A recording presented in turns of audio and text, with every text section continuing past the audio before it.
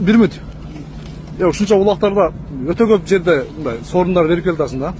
Özüң бере турган улак качан болот бир чоң İnşallah. улан аренада качан улак болот? Кайсылы?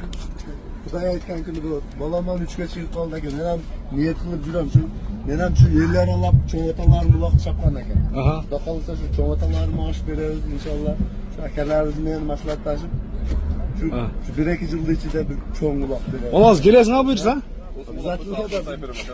Altı sayfırım. Молодец. Молодец. Молодец. Ulan молодец.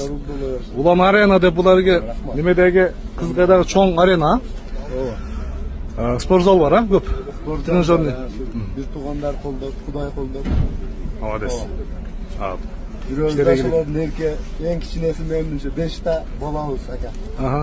Qiz yo'q, en kichkinasi men shu 4 ta akamning erkek ukasi bo'lib erkaklar juramda shu. Şu ulanın ulağın, Xudo xolasa kutamiz yana. Alloh razı bo'lsin. Rahmat.